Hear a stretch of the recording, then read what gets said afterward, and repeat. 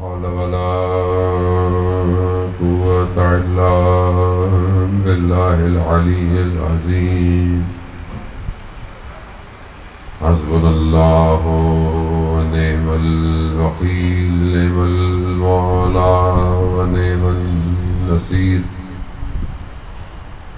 أعوذ بالله من الشيطان الرجيم بسم الله الرحمن الرحيم الحمد لله الذي يؤمن الخائفين وينجي الصالحين ويرزق المستكبرين ويهلك ملوكا ويستخلف آخرين والصلاة والسلام على رسول الثقلين محبوب رب المشرقين والمغربين جد الحسن والحسين نبينا سيدنا بالقاسم محمد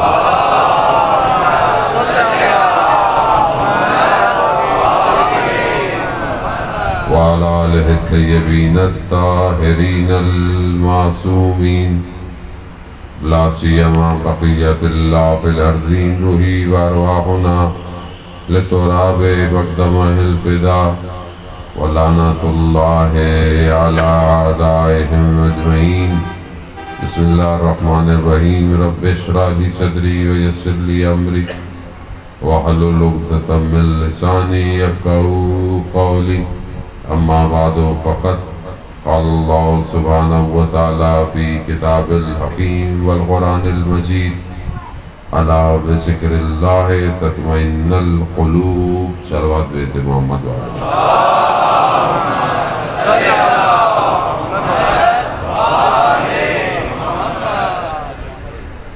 عزاداران سید الشہداء ایام اعزاء اور ایک مجلس کی توفیق خداوند متعال نے آپ مومنین کے درمیان میں عطا کی۔ پروردگار اپنی مخلوق سے بہت محبت کرتا ہے اور اسی محبت کی وجہ سے اس نے ایک کے بعد ایک نبی کو بھیجا۔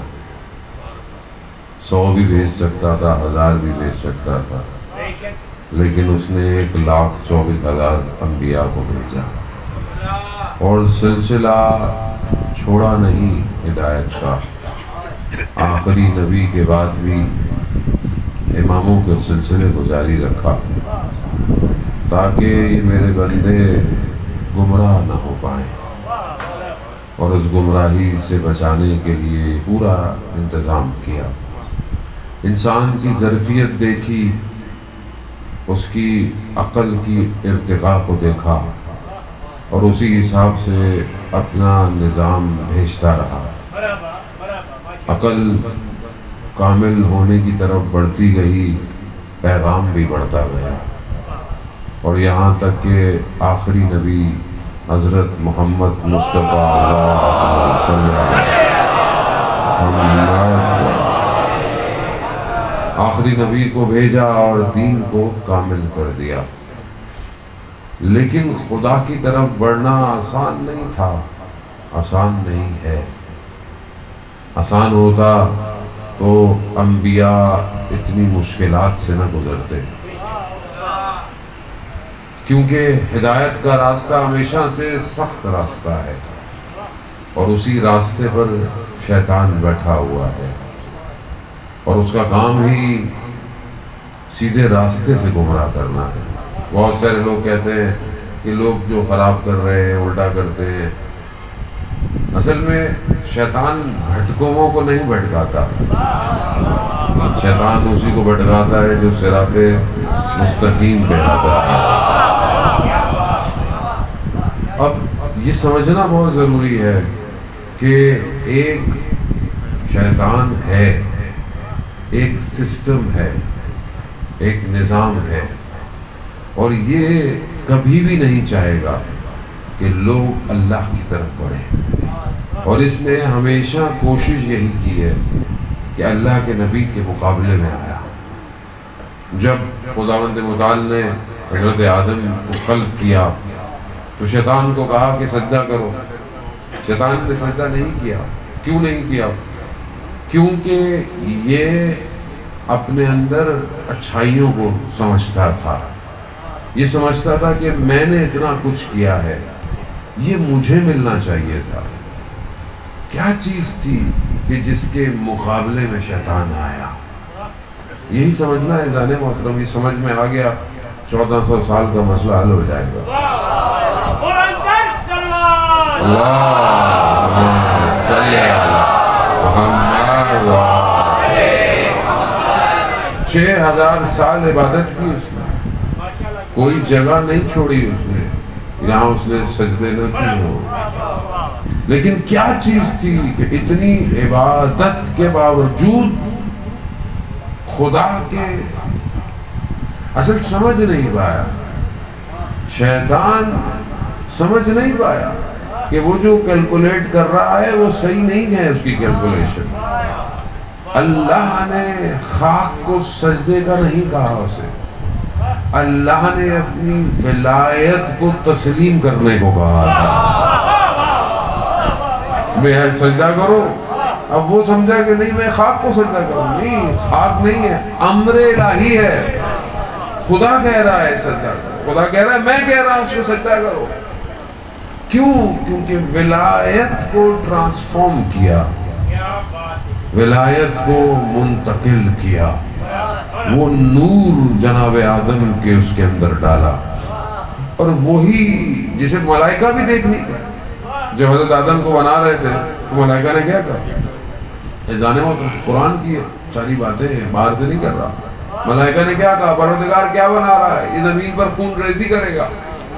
خدا نے کہا کہ جو میں جانتا ہوں وہ تم نہیں جانتے۔ یہ ولایت جب دی اور پھر جب حضرت آدم نیچے آ گئے تو اس کے بعد بھی شیطان نے پیچھے چھوڑا۔ شیطان ہر وقت اللہ کے نظام کے مقابلے میں آیا، ہر جگہ۔ اس کا کام تھا کہ میں اس ہدایت کے راستے کو روکوں، ہادی کو روکوں، ہادی کو روکوں گا خود بخود ہدایت رک جائے گی۔ مگر بھول گیا کہ یہ ہدایت خدا کی طرف سے ہے، اسے کوئی روک نہیں سکتا اور نہ ہی کوئی روک آیا ہے۔ ہر نبی کے مقابلے میں آیا۔ اذان محترم، فرعون کو اس نے بتایا کہ ایک بچہ پیدا ہونے والا ہے جو تمہاری حکومت کو الٹ دے گا۔ فرعون سمجھا کہ میں سب کچھ کر سکتا ہوں، سارے بچوں کو قتل کرنے لگ گیا، لیکن اسے کیا پتا جسے خدا چاہے وہ خود فرعون کے محل میں پلے گا اور بڑھے گا۔ خدا قرآن میں بتا رہا ہے کہ میرے نظام کے مقابلے میں آؤ گے، مگر میرا نظام میرا ہے۔ کوشش کی، پوری کوشش کی، ہر نبی کو، حضرت ابراہیم کو آگ، اتنی آگ کے دور سے پھینکوا، مگر کیا کیا؟ خدا نے اس آگ کو، قرآن کہہ رہا ہے کہ ٹھنڈا بھی کر دیا اور سلامتی والا بھی بنا دیا۔ خدا کے مقابلہ، خدا ہر نبی کے واقعے کو بتا رہا ہے کہ میں ہوں۔ یہی پیغام ہے جانے محترم۔ ہر آیت 70 معنی رکھتی ہے، ہر آیت 70 باطن رکھتی ہے۔ خدا ہر پیغام میں یہ کہہ رہا ہے کہ میں ہوں۔ حضرت فرعون کے لیے حضرت موسیٰ جب حضرت فرعون کے پاس پہنچے کہ تبلیغ کریں، لیکن آپ دیکھیں خداوند متعال فرعون جو کہ اپنے آپ کو کہتا ہے انا ربکم الاعلیٰ، میں تھا، ظلم کر رہا، ستم کر رہا، قتل و عام کر رہا، اس کے باوجود بھی جب حضرت موسیٰ کو پروردگار نے کہا کہ جاؤ فرعون کے پاس، تو بھی حضرت موسیٰ کو خداوند متعال قرآن میں کیا کہہ رہا ہے؟ فرعون کے پاس جب جانا نرم لہجے میں بات کرنا ہے۔ پروردگار تیرا دشمن ہے، کہاں دشمن صحیح، میری مخلوق تو ہے، دشمن صحیح میری، خدا آخری وقت تک ہدایت کا انتظام کھلا رکھتا ہے، کھلا رکھتا ہے۔ یہی تو ہے کربلا کہ روز عاشورہ سید الشہداء دشمن کو یہ کہتے رہے کہ اگر ابھی بھی تم توبہ کر لو، یہ پیغام الہی ہے. لیکن جب حضرت موسیٰ بنی اسرائیل کو لے کر نکلے اور نہر دریا کے کنارے پر پہنچ گیا تو پیچھے سے فرعون کا لشکر بھی پہنچ گیا، اور فرعون کے لشکر کو دیکھ کر بنی اسرائیل نے کیا کہا کہ اس سے تو بہتر تھا ہم فرعون کے شکنجے میں رہتے، آگے دریا ہے، پیچھے لشکر ہے، ہم تو پھنس گئے. پروردگار نے جناب موسیٰ پر وحی نازل، موسیٰ ان سے کہہ دو میرا رب میرے ساتھ ہے، میرا رب میرے. عصا پانی میں ماری، نہر دریا کے راستے بن گئے، بنی اسرائیل نکل گئے. ہر جگہ ہر نبی کے ساتھ. حضرت یوسف کے بھائیوں نے بھائی کو کنویں میں ڈال دیا، مگر خدا نے کنویں سے نکال کر عزیز مصر بنا دیا. اللہ کا نظام اور اس کے مقابلے میں شیطان کا نظام، یہ چلتا آ رہا ہے اور یہ چلتا رہے گا جب تک وہ جو غیبت کے پردے میں ہے.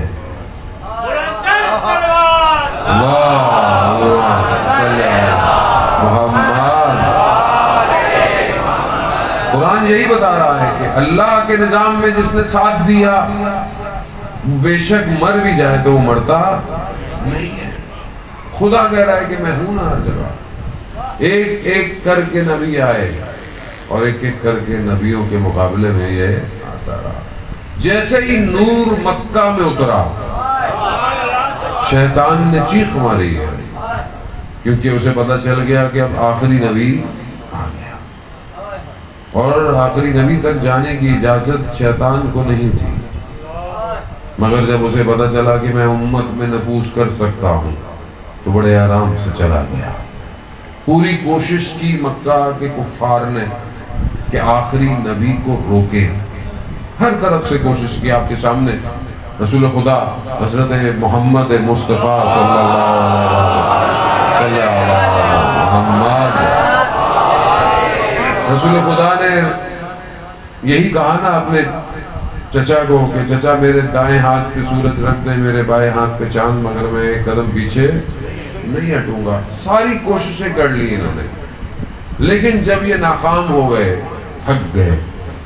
یہاں تک کہ اوس و خزرج جو 200 سال سے لڑنے والے قبیلے تھے وہ مدینہ سے ادھر آئے، مکہ آئے، مکہ والوں سے مدد مانگنے کے لیے قبیلہ آئے کہ بھائی ہماری مدد کرو، ہماری آپس میں جنگ ہو رہی ہے. مکہ والوں نے کہا ہم تو خود پریشان ہیں.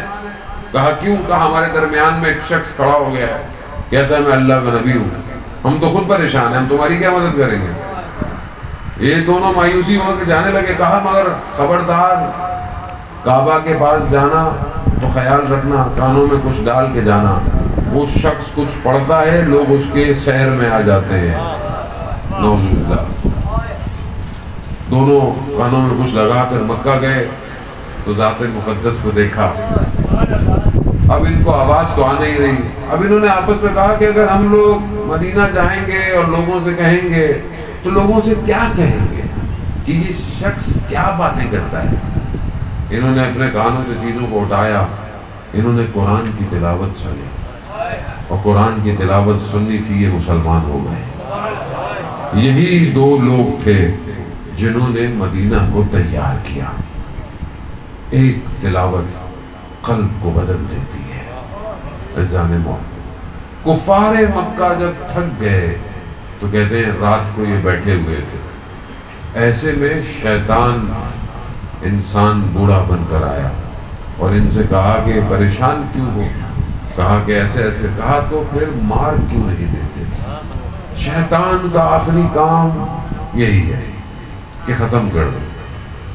انہوں نے کہا کہ ہم کیسے لڑیں؟ بنی ہاشم ہے، قبیلہ بہت بڑا ہے، کیسے لڑیں؟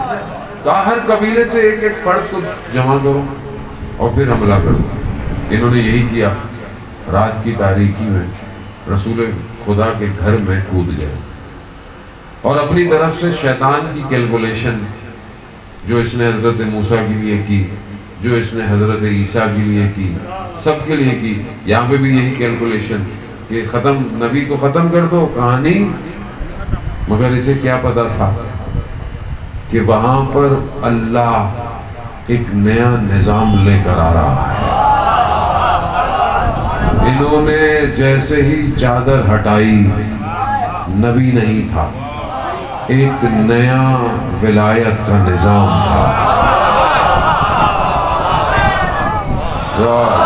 اور یہ ایسا نظام تھا، اللہ بتانا چاہ رہا تھا کہ اب قیامت تک، اب اگر تم دین کے مقابلے میں آئے، یا علی ہوگا، یا علی کی اولاد ہوگی، یا علی کے چاہنے والے ہوں گے۔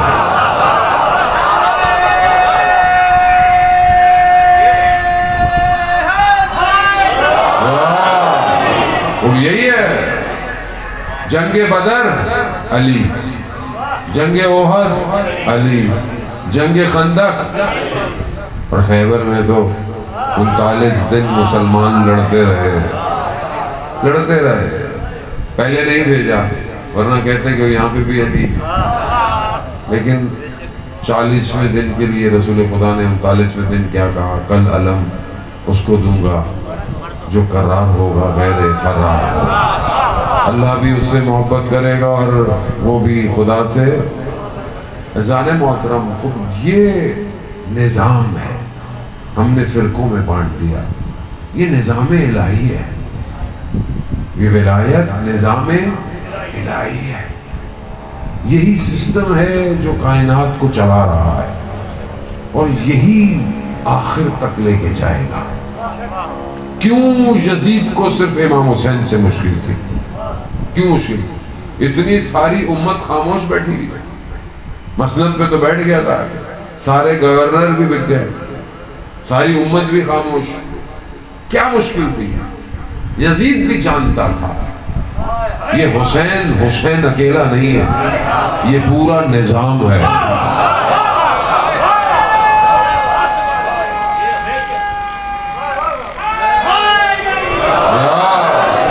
یہ پورا نظام ہے، پورا نظام۔ اور یہاں پہ بھی شیطان غلط کیلکولیشن کر گیا کہ کربلا بلائیں گے۔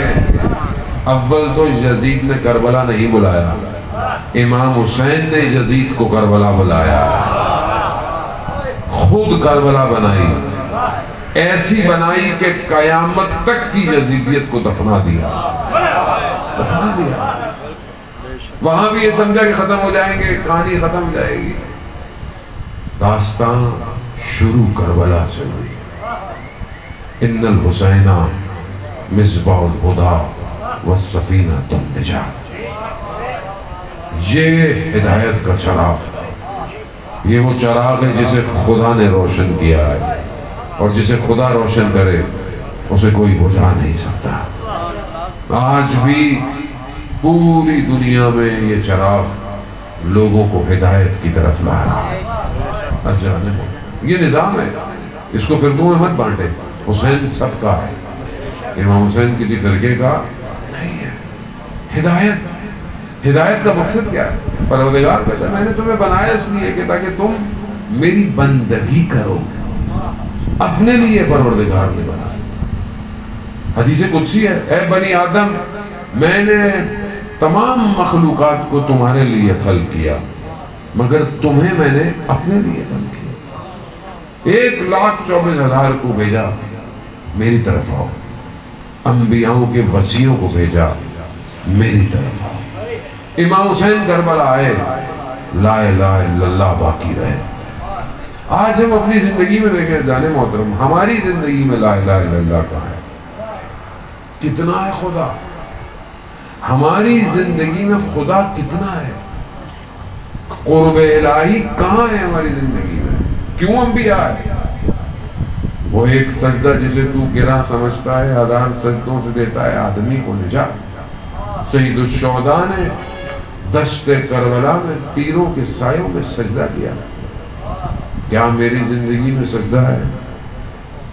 بزانے محترم، اصل یہی ہے، دین میری زندگی میں کہاں ہے؟ 1,24,000 پیغمبر کس لیے آئے تھے کہ دین قائم رہے، اللہ کی عبادت کرو۔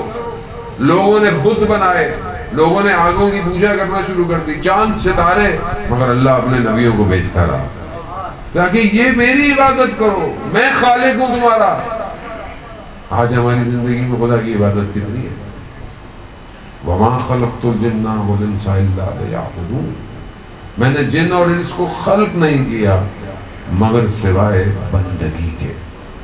میں اپنی زندگی میں بندگی کا مطلب یہ نہیں کہ آپ مصلی پہ جائیں اور بیٹھے رہیں، تسبیح ہاتھ میں پکڑیں اور تسبیحیں پکڑے رہیں۔ بولے شاہ کہتے ہیں تسبیح پھیری دل نہ پھریا، کی کرنا تسبیح نو پھیر کے ہوں، علم سکھیا ادب نہ سکھیا، کی کرنا علم نو سکھ کے ہوں۔ بات یہ ہے کہ قلب میرا خدا کی طرف متوجہ ہو رہا ہے کہ نہیں ہو رہا؟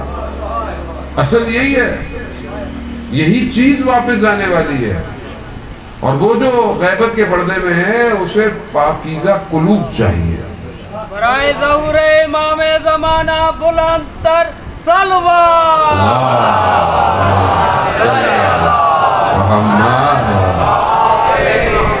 اذان محترم کو بندگی شرط ہے کمال کی۔ میں نہیں کہہ رہا یہ کتابت کی جملے نہیں ہے۔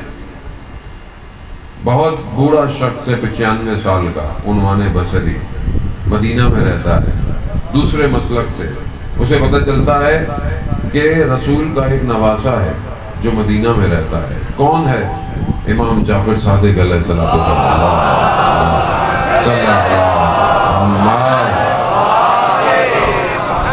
دوسرے مذہب کا ہے، دوسرے مسلک کا ہے، اسے پتہ چلتا ہے تو آتا ہے۔ 94 سال ہے مگر علم حاصل کرنا چاہتا ہے، امام کی خدمت میں آتا ہے، امام سے تقاضا کرتا ہے۔ امام کہتے ہیں کہ ہمارے پاس اوقات تقسیم اذکار میں ہے، ذکر میں ہے، حکومت کی نگاہ ہمارے اوپر ہے۔ اس کے ذہن میں یہ تھا کہ مل جائے گا کچھ، مگر امام نے کہا کہ مشکل، چلا جاتا ہے، دل ٹوٹ جاتا ہے، دل شکستہ ہوتا ہے۔ 1 ہفتہ صرف نماز کے لیے گھر سے نکلتا ہے، رسول کے روزے پہ جاتا ہے، 2 رکعت نماز پڑھتا ہے، رسول خدا سے توسل کرتا ہے، اپنے نواسے کا دل میرے لیے نرم کر۔ پھر امام کے دروازے پہ پہنچتا ہے، خادم کو بتاتا ہے، خادم اسے بلاتا ہے کہ آج تم پر خدا نے خیر کر دی، امام نے تمہیں بلا لیا ہے۔ امام کو سمجھے جانے محترم، کیونکہ بچپن سے 12 امام، ہمیں امام کا نہیں پتا، سچی بات ہے۔ امام کے پاس جاتا ہے، امام پوچھتے ہیں تمہاری کنیت کیا ہے؟ کہتا ہے میری عبداللہ، یعنی اللہ کا بندہ۔ امام کہتے ہیں خدا تمہیں تمہاری کنیت پہ قائم رکھے۔ دل میں کہتا ہے اگر آج مجھے یہاں سے کچھ نہ بھی ملے میرے لیے دعا کافی ہے۔ پھر امام پوچھتے ہیں آنا کیسے ہوا؟ کہا میں علم سیکھنا چاہتا ہوں۔ امام نے فرمایا علم سیکھنے سے نہیں ملتا، علم نور ہے، خدا جس کے قلب پہ جاتا ہے اتار دیتا ہے۔ علم نور، علم نور ہے، علم ایسے ہی ہے۔ علم کسی کے پاس کتنا علم ہے کسی کو پتا ہے؟ کسی کے پاس زیادہ علم ہے، کسی کے پاس کم علم ہے، مگر کسی کے پاس زیادہ علم ہے کیا وہ وزنی ہو جاتا ہے؟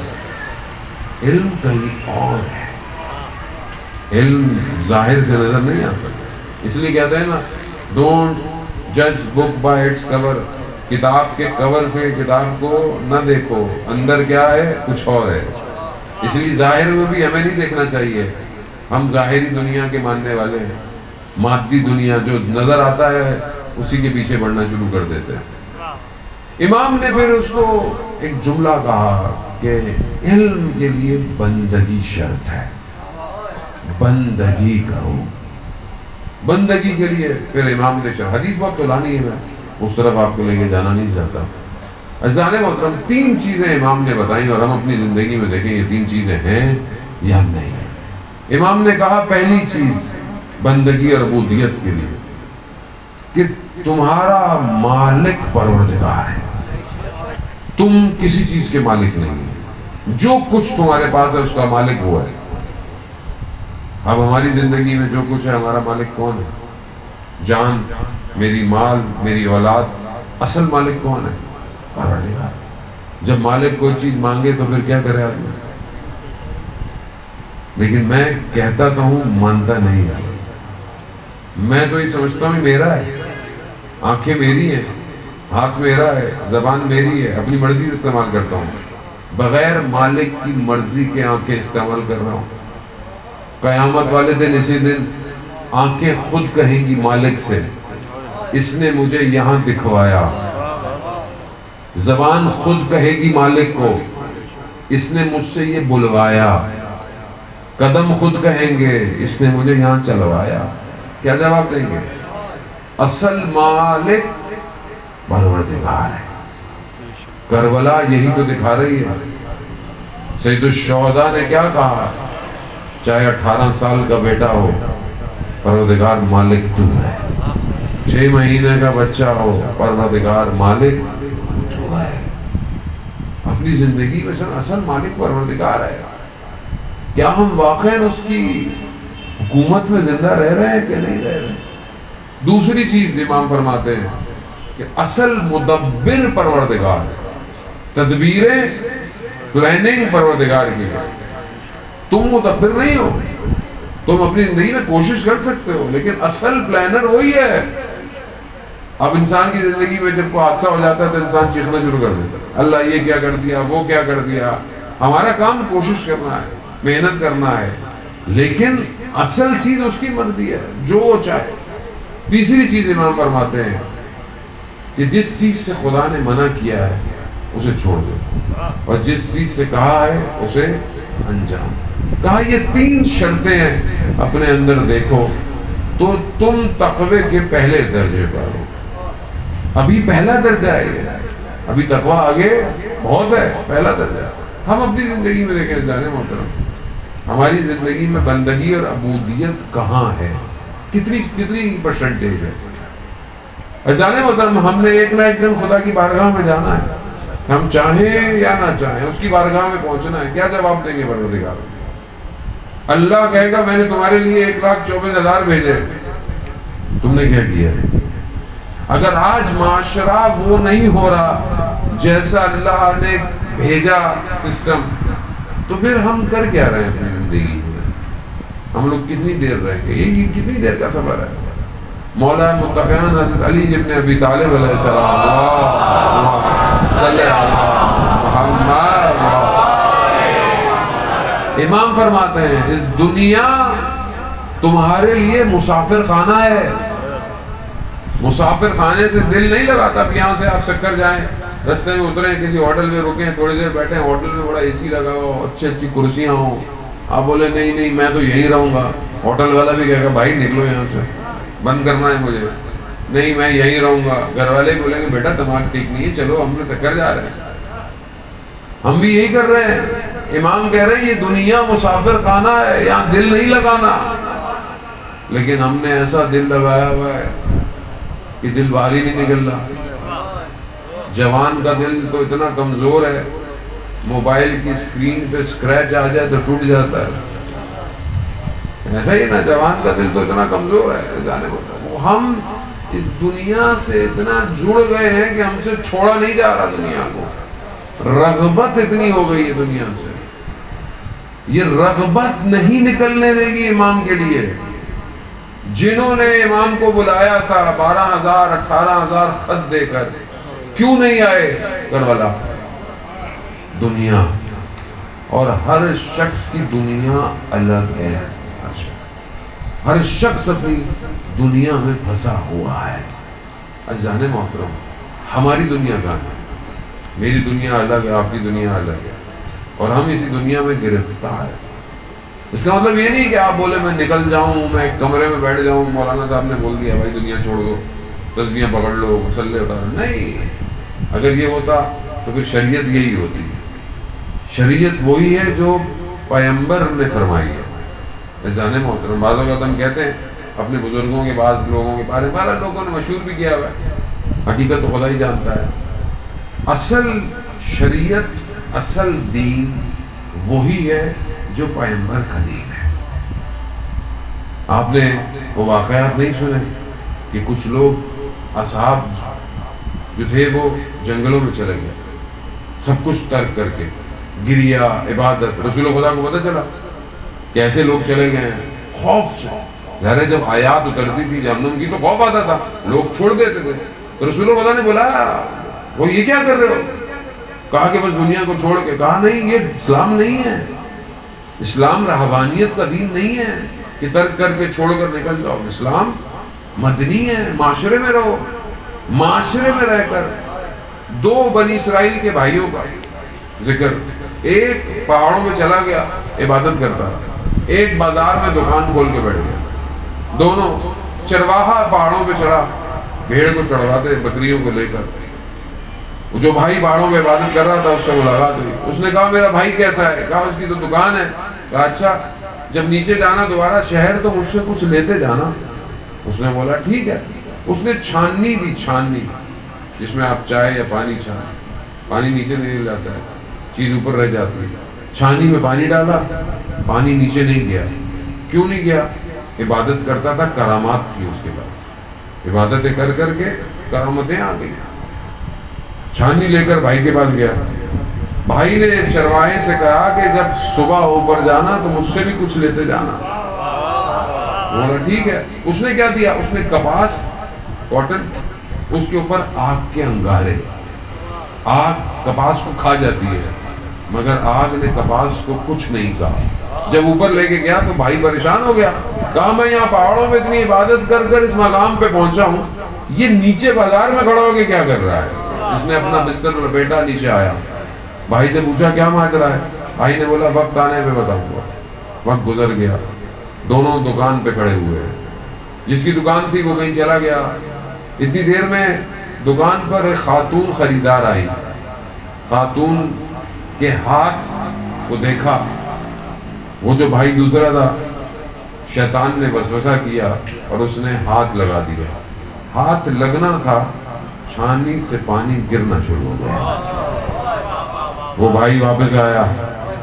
اس نے کہا دیکھو پہاڑوں میں عبادت کرنا آسان ہے، معاشرے میں رہ کر خدا کی طرف توجہ کرنا مشکل ہے. کمال یہ ہے کہ آپ معاشرے میں رہیں، سوسائٹی میں رہیں، وہاں بچائیں. میں بھاگ جاؤں، میں کمرے میں بند کر دوں، میں ٹی وی بند کر دوں، موبائل میرے پاس نہ ہو، کون سا کمال ہے؟ کمال تو یہ ہے کہ سب کچھ آپ کے پاس ہو مگر خوف صرف خدا کا. برائے عظمت جناب سیدہ بلند تر صلوات.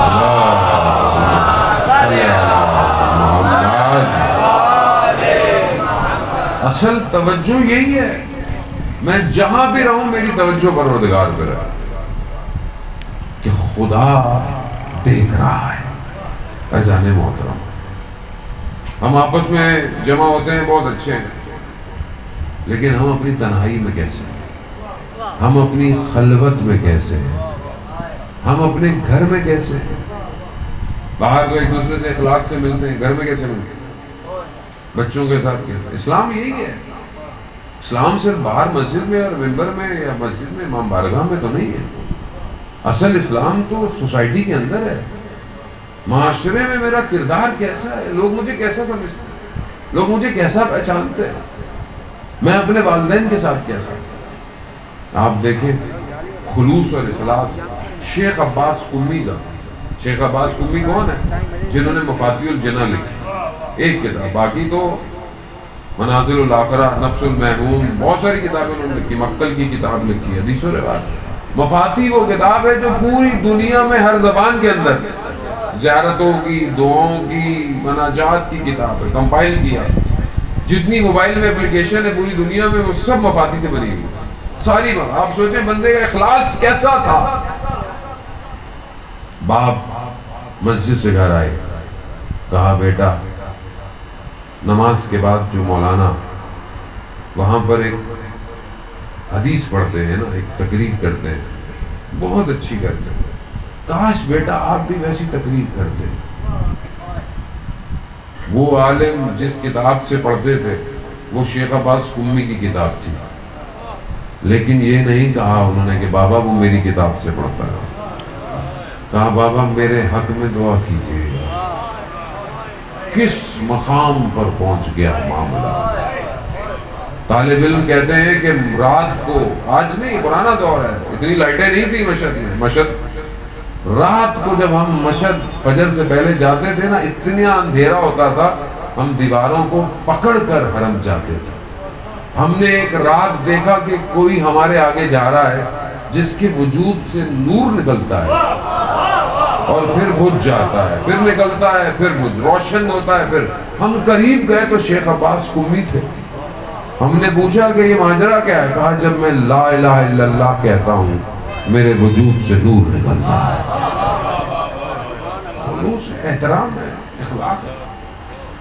آپ بہت محنت کریں اور آپ اپنے والدین کا احترام نہیں کریں، کس مقام پہ جائیں گے؟ قرآن کہہ رہا ہے اف اف۔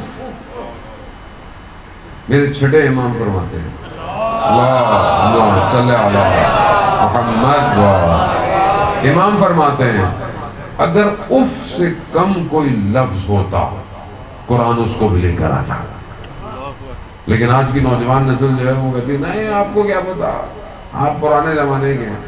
بیٹا پرانے زمانے کے صحیح، لیکن احترام تو ضروری ہے، اور ہم خود شرمندہ ہیں۔ ہم اپنے آپ کو طالب علم سمجھتے ہیں، ہمیں بھی چار باتیں زیادہ پتہ چل گئی ہیں۔ اپنے والد کے سامنے بندہ بولتا ہے کہ بابا آپ کو کیا پتا، ایسا نہیں ہے، احترام ضروری ہے، سب کچھ احترام کی وجہ سے ہے۔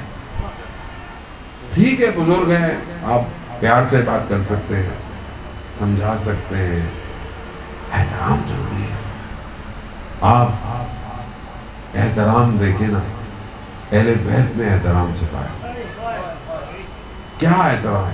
ہم چوتھے امام کی صرف مظلومیت کو دیکھتے ہیں، غربت کو، یقیناً اس میں کوئی شک نہیں ہے کہ امام نے جو مصیبت سہی کسی نے نہیں سہی، لیکن امام نے ہمیں اتنا کچھ دیا وہ ہماری زندگی میں کہاں ہے؟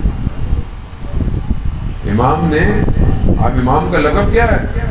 سید الساجدین، سجدوں کا سردار، زین العابدین، عبادت کی زینت، ہماری زندگی میں کہاں ہے؟ بھائی امام کے ماننے والے ہیں نا، جو سجدوں کا سردار تھا، میری زندگی میں کتنے سجدے ہیں؟ مجھے کبھی فرصت ملی 1 منٹ کا سجدہ کر لوں؟ کبھی رات کو اٹھا اکیلے میں بیٹھ کر میں نے کہا پروردگار تجھے سجدہ کر لوں؟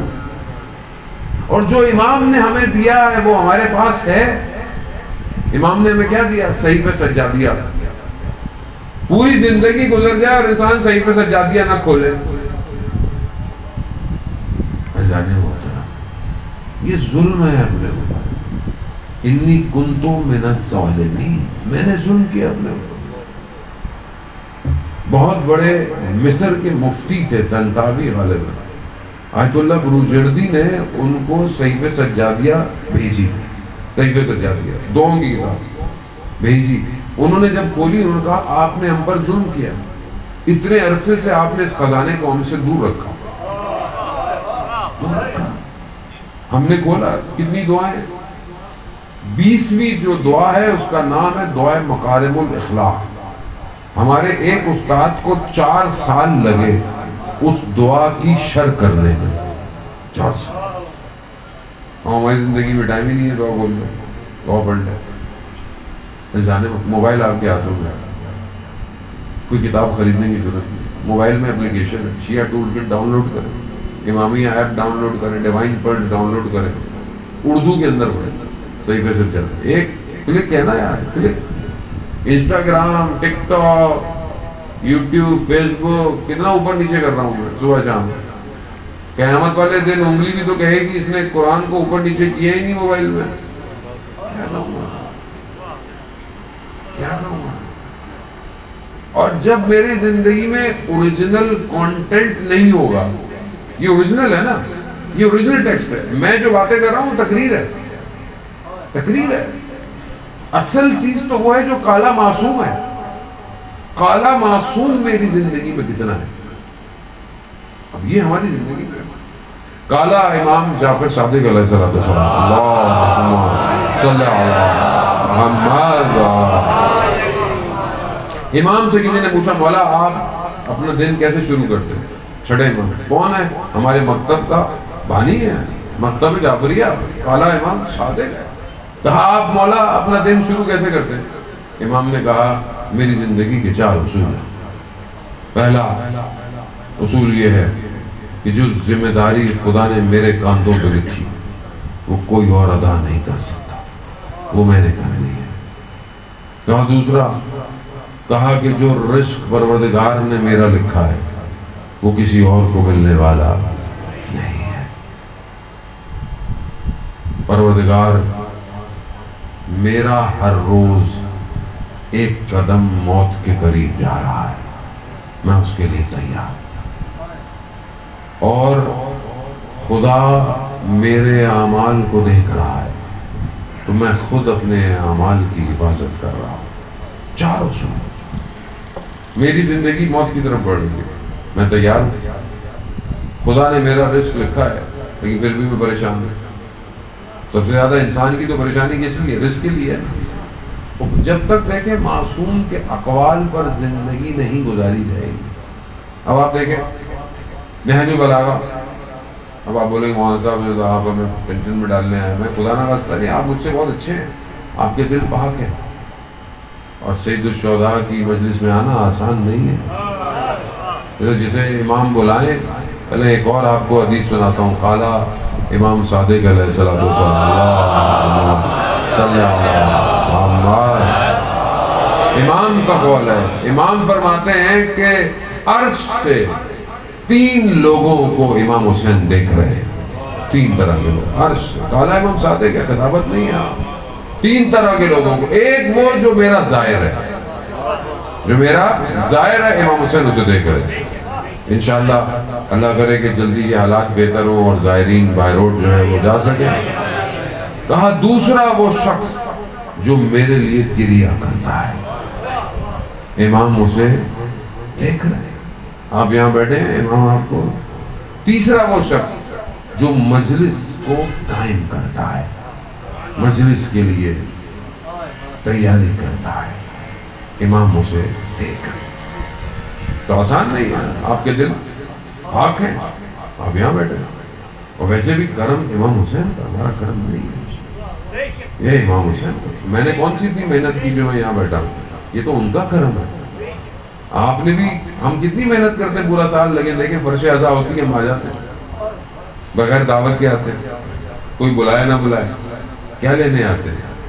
کچھ لوگ کہتے ہیں لوگ نیاز کھانے آتے ہیں. کوئی بات نہیں، نیاز بھی تو مولا کی ہے بھائی. نیاز بھی تو مولا کھلا رہے ہیں، اور کیا چاہیے انسان کو. کچھ لوگ کہتے ہیں نہیں، کچھ لوگ ماتم کرنے آتے ہیں. کوئی بات نہیں، ماتم بھی تو مولا کا ہی ہے. اس سے کوئی فرق نہیں پڑا. اس دروازے کو کھلا رکھے اور اس کو ایسا رکھیں کہ ہر کوئی آئے. یہ نہ روز محشر کوئی یہ کہے کہ میں تو گیا تھا مجلس میں لیکن آپ کے چاہنے والوں نے مجھے آنے نہ دیا. اسی لیے مجلس ایسی ہونی چاہیے جو سب کے لیے ہو. بہت ضروری ہے. آج جو امت میں مشکل ہے وہ یہی ہے، تفرقہ ہے. امت ٹکڑوں میں بٹ چکی ہے. فلسطین کا حال آپ کے سامنے. کیوں نہیں کچھ کر پا رہے؟ کیونکہ امت بٹی ہوئی ہے. اگر امت ایک ہوتی تو کسی کی مجال تھی آج کو پریشان. مشکل یہی ہے کہ اپنے آپ کو وحدت اختیار کرا، خدا کی طرف بڑھیں. ہم اپنی زندگی کو خدا کی طرف لے کے جائیں. خدا امام حسین کریم ہے اور یہی کرم جو ہے وہ امام کی طرف سے ہمارے اوپر ہے. عزیزان محترم، ایک عالم دین مہدی قوام، بہت بڑے عالم دین، سو رہے تھے رات کو. دیکھا چور آ گیا. چور قالین اٹھا کے لے کے جا رہا. چور سے پوچھا کیا کر رہے ہو؟ اڑ گئے. چوری کر رہا ہوں. کیا کرو گے اس قالین کا؟ اس زمانے میں قالین ہاتھ سے بنتے تھے، مہنگے ہوتے تھے. کہا بیچوں گا. عالم نے کہا کہ تم بیچو گے تمہیں اتنے پیسے نہیں ملیں گے.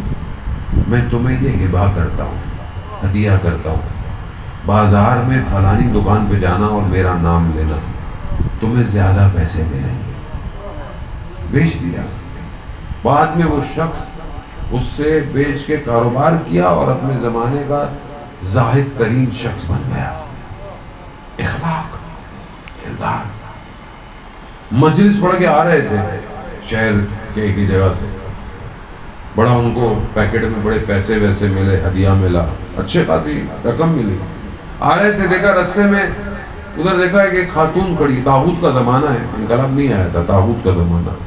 دیکھا ایک بے حجاب عورت کھڑی ہے، سمجھ گئے کہ یہ کیوں کھڑی ہے.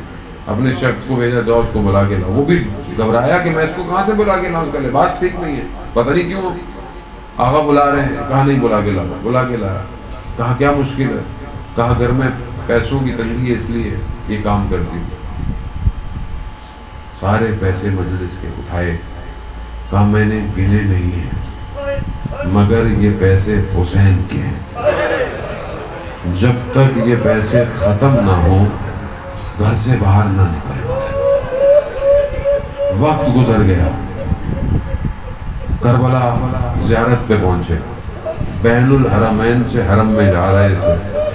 ایک لڑکا آیا، اس نے ہاتھ پکڑا، بوسہ دیا. کہا حاجی آغا، میری زوجہ آپ سے کچھ پوچھنا چاہتی ہے. دیکھا تو ایک باحجاب خاتون حجاب کے اندر. کہا آغا مجھے پہچانا آپ نے؟ کہا میں وہی خاتون جسے آپ نے حسین کے پیسے دیے. میں نے سب چھوڑ دیا حسین کے پاس. امام حسین اتنا کریم ہے، ایسا نہیں. ہم اپنی زندگی میں دیکھیں، ہماری زندگی میں کتنا کرم ہے امام حسین.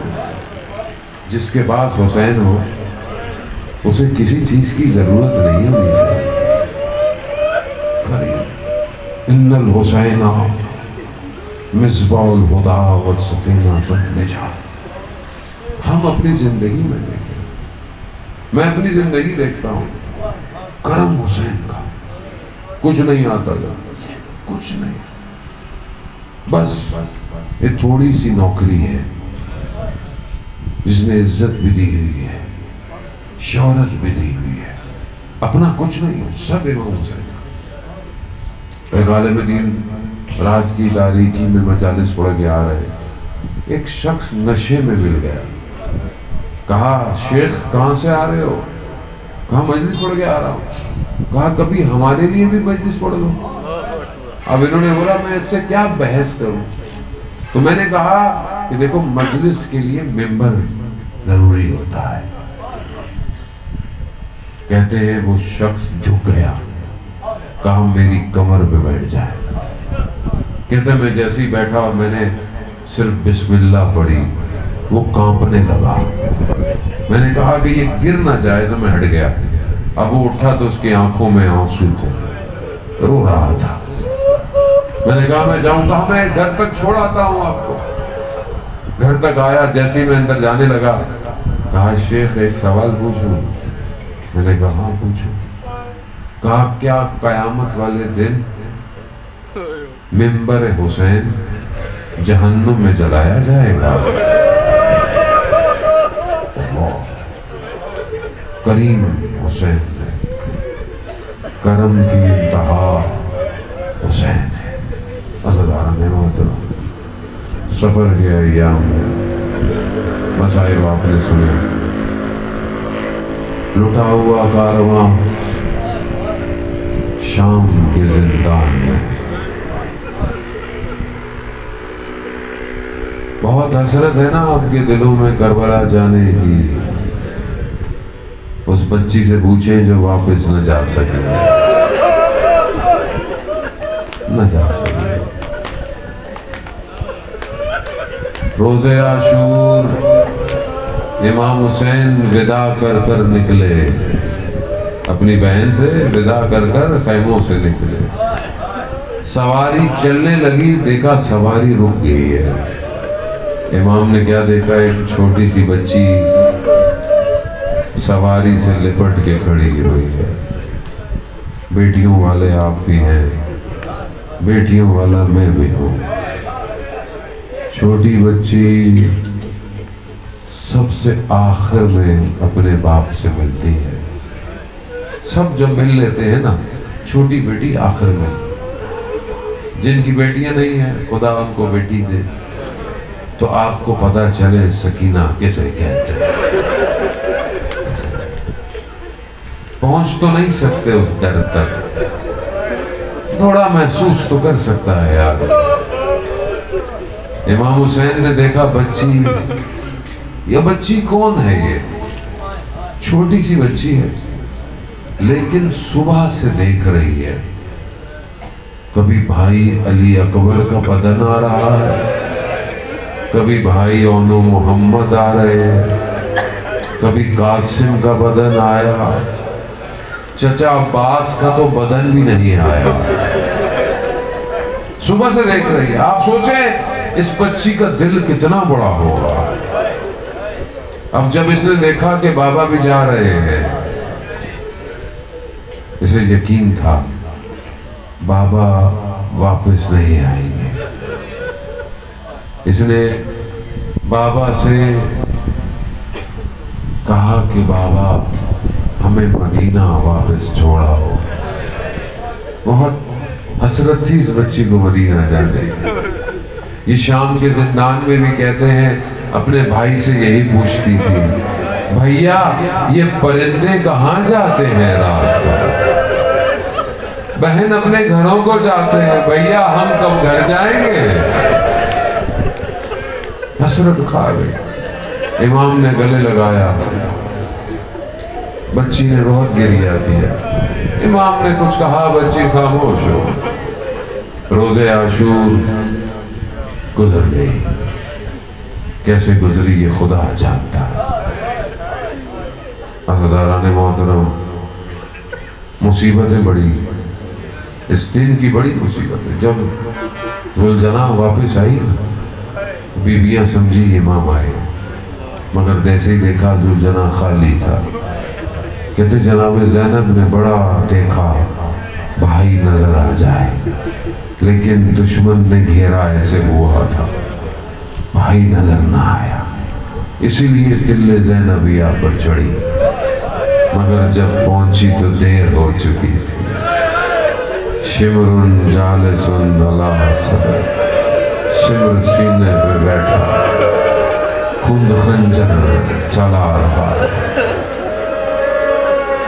خدا آپ کو اس کا اجر دے۔ مصائب سنتے رہتے ہیں، میں نے تو بس مناسبت کی نوکری کر دی۔ عاشورہ گزر گئی، نہیں پڑتا مسائل، گزر گئی۔ شاعر کہتا ہے خیموں سے قتل گاہ تک دوڑتی رہی، جب پہنچی دیر ہو چکی تھی۔ شمر کے ہاتھ میں سر تھا، ہاں مگر جب پہنچی دیر ہو چکی تھی۔ شام غریبہ لٹ گیا سب، جب گئے خیر۔ بی بی زینب نے بچوں کو گننا شروع کیا، بچی نظر نہیں آتی۔ بی بی مقتل کی طرف چلی گئی۔ مقتل کسے کہتے ہیں؟ سر بریدہ بدن بکھرے پڑے تھے، یا یوں کہوں یوسف زہرا بکھرے پڑے تھے۔ ایک بدن پر دیکھا بچی سو رہی ہے، بچی کو اٹھایا، کہا بیٹا آپ کیا کر رہی ہیں؟ کہا پھوپھی جان آپ جانتی ہیں مجھے بابا کے سینے میں سونے کی۔ آپ کو کیسے پتا یہ آپ کے بابا کا سینہ ہے؟ رات ہے، تاریکی ہے، سر بھی موجود نہیں ہے۔ کہا میں بابا بابا کر رہی تھی، دو ہاتھ بلند ہوئے، الہیہ الہیہ۔ تو بیٹیوں والو، بیٹیاں سینے پہ سوتی ہے۔ میں کہوں گا اے بنت حسین، آج آخری رات ہے، سو لے بابا کے سینے پر، اب یہ سینہ نصیب میں نہیں ہوگا۔ دن گزر گیا، 11 محرم، بس گزار دیتا ہوں. اتنے آرام سے یہ لوگ گزرے نہیں تھے مکتب سے. کوفہ، شام، وہ شام کہ جس نے امام کو 35 سال رلایا. امام سجاد کہتے ہیں نا 7 مصیبتیں پڑی جب ہم شام پہنچے. 7 نہیں سن پائیں گے. کہا انہوں نے ہمیں ہر طرف سے حملہ کیا، ایک ہی رسی میں باندھ کر یہود و نصارہ کے گھروں سے گزارا. کہا یہی تمہارے ابا اجداد کے قاتلوں کی اولادیں. کہا آگ کو پھینکا گیا، پتھر مارے گئے. امام سجاد کہتے ہیں آگ میرے امامے پہ آئی، آگ لگ گئی، آگ میرے سر پر ہے، مگر میرے ہاتھ بندھے ہوئے تھے، میں کچھ کر نہیں سکتا. شام کا دربار. یزید مسند پہ بیٹھا، تشت پہ امام حسین کا سر ہے. یہ بچی اپنی پھوپھی کے پیچھے چھپ کے کھڑی ہوئی ہے اور چھپ چھپ کے دیکھ رہی ہے یزید میرے بابا کے ساتھ کیا کر رہا ہے. یزید کے ہاتھ میں چھڑی ہے نا، لبوں پر جنہیں رسول بوسہ دیتے تھے اہانت کر رہا ہے. بچی سے صبر نہ ہو. بچی شام کے زندان میں گئی. یہی ایام میں عزاداران موت. بچی نے زندان میں جا کر چیخو پکار شروع کر، بابا بابا بابا بابا. آواز جب یزید تک پہنچی نا، یزید نے کہا شور کیسا ہے؟ کہا بچی بابا بابا کر رہی ہے. کہا جاؤ اس کو بابا دے دو. کسی بیٹی کو ایسے باپ نہ ملے. بیٹیوں والوں، جب باپ بڑے دنوں بعد گھر آئے نا تو چھوٹی بیٹی سب سے پہلے ملتی ہے، اور جب ملتی ہے تو شکایتیں بھی لگاتی ہے. بابا آپ کے جانے کے بعد امی نے یہ کیا، بابا بھائی نے یہ کیا، بہن نے یہ کیا، اور میں قربان جاؤں. اس بچی کو بھی بڑے دنوں بعد بابا ملا. تشت کا کپڑا ہٹایا، خاک میں اٹی زلفیں، چہرے پر زخموں کے نشان تھے، لبوں پر تازہ چھڑی کے نشان تھے. بچی نے سر کو اٹھایا، لبوں کو لبوں سے لگایا. بچی شروع ہو گئی، بابا آپ کے جانے کے بعد خیمے جل گئے، بابا بابا دامن جل گیا، بابا بابا پانی مانگو تو تماچے پڑتے تھے، بابا بابا یہ گوشوارے مانگتے میں خود دے دیتی، بابا بابا کرتے کرتے بچی خاموش ہو گئی. ایک طرف سر ہے، ایک طرف بچی ہے. انا للہ و انا الیہ راجعون. میرے غریب امام نے شام کے زندان میں اپنی بہن کو دفنا دیا. عزیزان محترم، بڑا دل ہے نا آپ کو، آپ کربلا جائیں، زیارت پہ جائیں. جب جناب زینب پہنچی نا 40 پہ، اپنے آپ کو بھائی کی قبر پہ گرا دیا. یہی کہا بھیا سب لے آئی، ایک نشانی شام کے زندان میں. اللہ لعنت اللہ